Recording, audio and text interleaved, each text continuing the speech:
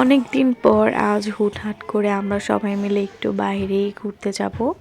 বাইরে ঘুরতে বলতে আশেপাশে এখানেই যাব। হ্যালো এভরিওয়ান, আসসালামু আলাইকুম। কেমন আছেন সবাই? আশা করি সবাই অনেক ভালো আছেন।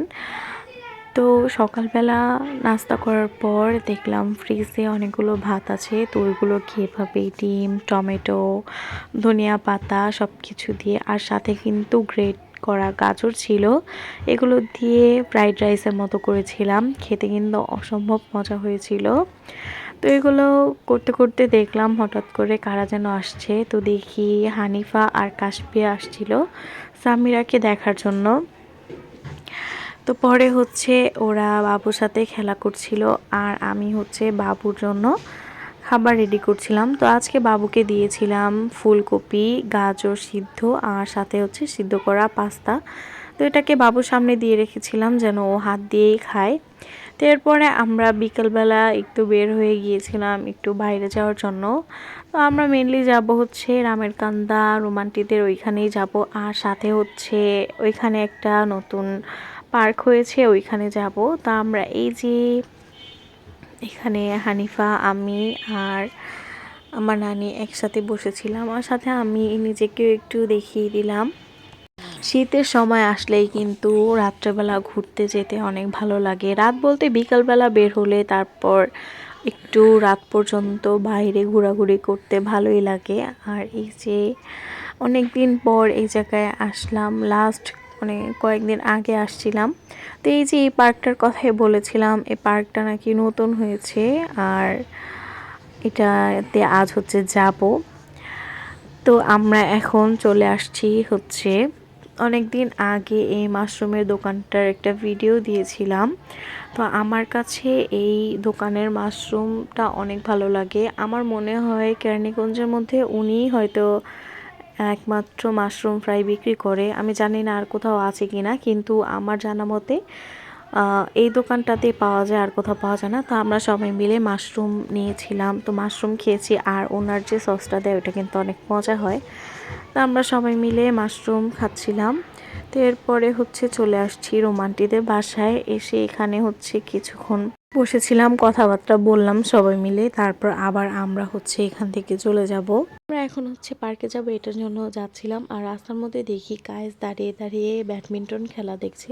তো ওর দাদুকে দেখে দৌড়ে চলে আসছে, আর এত জোরেই দৌড় দিয়েছে যে তার একটা জুতোও হারিয়ে গিয়েছিল। তো ও হচ্ছে ওর নানুর বাসায় বেড়াতে আসছিল, আর ওর দাদুকে দেখে ও এখন দাদুর সাথে চলে যাবে। তো আমাদের সাথে এখন কায়েসও আছে। রাস্তার মধ্যে আমরা চা আর গরম গরম চিতই পিঠা খেয়েছিলাম, অনেক ভালো লাগছে। রাস্তার মধ্যে এরকম গরম গরম চা খেতে কিন্তু ভালোই লাগে।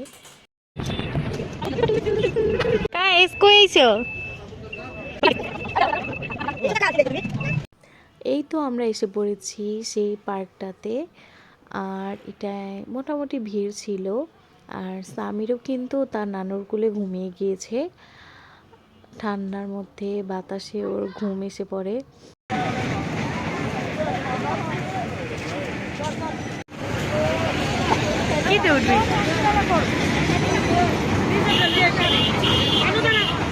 আমি তো চিন্তা করছিলাম সামিরও কবে বড় হবে আর এগুলোতে ওকে উঠাবো। তারপরে এই যে ঘুরে ঘুরে সব কিছু দেখতেছিলাম, আর একবার ভাবছিলাম যে সামিরাকে এটার মধ্যে উঠাবো, কিন্তু ও তো ছোট মানুষ, উঠতেও পারবে না, আর বুঝবেও না এখন কিছু। 2-3 বছর হলে তখন বুঝবে। আর এই যে দেখেন আমার মেয়ে ঘুমাচ্ছে, সবাই কিন্তু মাশাল্লাহ বলবেন। তো এটার ভিতরে হচ্ছে ঘুরে দেখলাম, ভালোই লাগছে। ছোট কিন্তু অনেক ভালো ছিল, তেমন একটা বড় না, তারপরেও কিন্তু সব রাইডগুলো সুন্দর ছিল। আর বাচ্চাদের জন্য এই যে এখানে ক্যাঙ্গারু ছিল, তারপর জিরাফ, এরপর হচ্ছে বাঘও ছিল। ওইখানে হচ্ছে একটা বাঘ আছে, ওই বাঘের উপরে অহনাকে সরি সামিরাকে উঠিয়ে হচ্ছে আমরা ছবি তুলেছিলাম। এই যে এই বাঘটার কথা বলেছি, দেখেন বাঘটা এখন সামিরাকে হচ্ছে ওর নানু উঠাবে বাঘের উপরে, তারপর হচ্ছে সামিরার ছবি তুলবো। আর এখানে কিন্তু ছবি তোলার মতো অনেক জায়গাও ছিল এরকম সুন্দর সুন্দর। আর এই যে এখন দেখেন সামিরাকে আবারও কোথায় দাঁড় করিয়ে ছবি তুলছে, আর ওকে কিন্তু পুতুলের মতো লাগছে। তো এরপরে এই যে এই হেলিকপ্টারের মধ্যে হচ্ছে কায়েস আর হানিফা উঠেছিল, আর আমি তো এটা দেখে পাগল হয়ে গিয়েছি, আমি কখন উঠবো কখন উঠবো। কারণ আমার কাছে এটার মধ্যে উঠতে অনেক ভালো লাগে। এটা কিন্তু এক ধরনের নাগরদোলাই বলা হয়। যাই হোক, আমার কাছে এই নাগরদোলা তারপরে এটার মধ্যে উঠতে অনেক ভালো লাগে। তো আমিও উঠেছিলাম আর সাথে কিন্তু মাও উঠেছিল। তো এই যে ঠান্ডার মধ্যে এটার মধ্যে উঠছি যখন, তখন হচ্ছে আরও বাতাসে ঠান্ডা লাগতেছিল। আর উপর থেকে এই যে একটু চারপাশ ঘুরে ঘুরে দেখছিলাম যে দেখি কেমন লাগে। তো এরপরে হচ্ছে আমরা পার্ক থেকে বের হয়ে যাই, আর এখন হচ্ছে সবাই একটু খাওয়া দাওয়া করবে।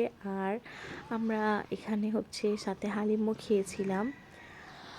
তো এই পর্যন্তই ছিল আজকের ভিডিওটা কেমন লেগেছে সবাই কমেন্টসে জানাবেন। আর হচ্ছে এরপর হচ্ছে আমি বাসায় চলে যাব আমাদের। তো বাসায় আসার পর হচ্ছে সামিরা তার নানু চলে যাচ্ছে, এটার জন্য ও কান্না করছিল। কারণ ও বুঝতে পেরেছে যে ওকে এখন বাসায় রেখে যাওয়া হবে, এটার জন্য ও কান্নাকাটি করছিল। তো যাই হোক, আজকের ভিডিওটা এ পর্যন্তই। ভালো থাকবেন সবাই, দেখা হবে নেক্সট কোনো ভিডিওতে। আল্লাহ হাফেজ।